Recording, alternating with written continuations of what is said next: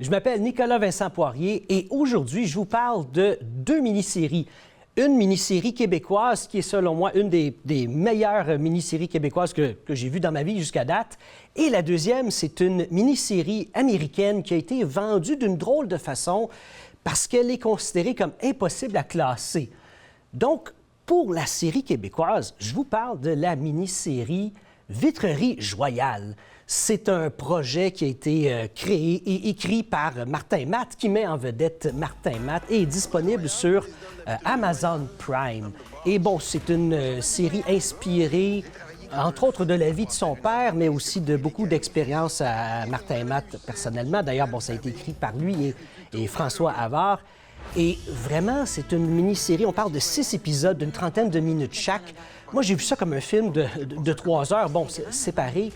Et j'ai adoré cette série-là, non seulement à cause de l'humour de Martin Matt, le côté dramatique aussi. Ça, c'est tellement excellent. Et d'ailleurs, ces deux éléments-là, c'est ça notre force au Québec. Et il y a quelque chose que, personnellement, je trouve dommage, c'est que on ne l'exporte pas tant que ça, notre culture. Bon, il y a beaucoup de contexte aussi, c'est facile de dire ça comme ça, mais bon, il y a beaucoup d'autres... Il y a beaucoup d'autres contextes quand on exporte quelque chose, mais vraiment, cette série-là, Vitrerie Joyale, non seulement j'ai adoré ça, mais je suis tellement fier qu'on ait pu faire cette série-là au Québec parce qu'elle est exportable.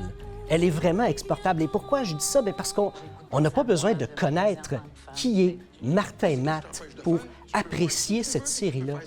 Non seulement il y a de l'humour, il y a du drame, et c'est tellement bien balancé, mais tellement j'ai été agréablement surpris par cette série-là que Amazon décide d'embarquer dans ce projet-là. À un moment donné, Martin Matt avait parlé de transformer cette histoire-là en film ou quelque chose. Et là, tout à coup, Amazon est arrivé et lui a demandé qu'est-ce qu'il voulait faire.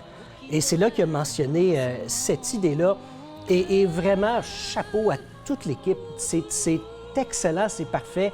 Je la recommanderai jamais assez. Et encore une fois, c'est ce type de contenu-là qu'on a besoin de faire au Québec. Mon humble avis, avec ce type de contenu-là, c'est ça qui est exportable. C'est ce qui fait notre différence, je trouve, au niveau de nos médias. On regarde les Américains, juste à côté. Qu'est-ce qu'ils font, eux? Oui, ils ont des séries dramatiques. Oui, il y a de l'humour. Ils font de la très bonne humour. Mais nous, on a une tellement bonne combinaison des deux ensemble. Et c'est ça, je trouve, qui nous rend différents. Et c'est ce qu'il faut continuer à faire. Il faut continuer il faut exporter cette culture-là. Donc, tous ceux à la maison qui me regardent et qui ne sont pas du Québec, regardez la mini-série Vitrerie Joyale. Vous allez l'adorer. Et pour ce qui est de la deuxième mini-série, elle s'intitule DTF Saint-Louis. Et c'est considéré comme une série, impossible à classer parce qu'il y a de la comédie, il y a de l'humour noir. Et dans le fond, qu'est-ce que c'est? Bien, c'est un triangle amoureux qui tourne mal. Vite, vite comme ça, là, triangle amoureux qui tourne mal à cause d'une application pour les gens qui sont en couple et qui veulent être infidèles. Et à travers ce triangle amoureux-là, quelqu'un va mourir et il va y avoir une enquête policière. Et ça, vraiment, c'est particulier parce que ceux qui ont vu cette série-là, il y en a beaucoup qui disent « Non, c'est juste une série sur le sexe. » Non, c'est pas une série sur le sexe, c'est une série sur des adultes qui prennent des très, très, très mauvaises décisions. Et c'est de là que vient l'humour noir. Et ça met en vedette Jason Bateman et David Harbour, qui sont excellents, excellents dans leur rôle. Et David Harbour, d'ailleurs, qui a porté une prothèse parce que pour Stranger Things, entre autres, il a perdu beaucoup de poids, il s'est remis en forme. Et là, on lui a demandé, tu dois prendre un peu de poids pour DTF Saint-Louis. Donc, lui, non, j'aime mieux porter une prothèse. Et ça paraît pas du tout à l'écran, là, vraiment, le maquillage et la prothèse, là, on n'y voit que du feu. Et c'est sûr que c'est pas une série pour tout le monde. C'est des thèmes d'adultes et il y a tellement de malaise dans cette série-là. Mais quand je dis un malaise, ça vient avec l'humour noir. Là. Il y a des moments beaucoup plus lents.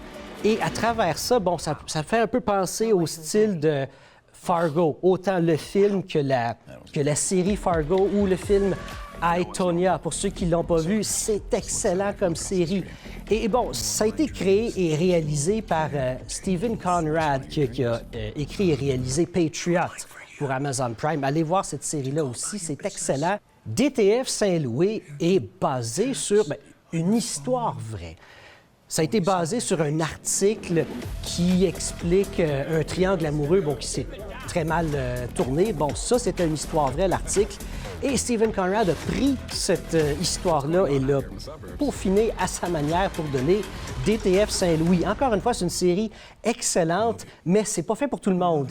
Après un épisode, si vous n'aimez pas ça, bon, il y a 7 épisodes dans la mini-série. Si vous n'aimez pas ça, arrêtez ça tout de suite, vous n'allez pas du tout l'aimer.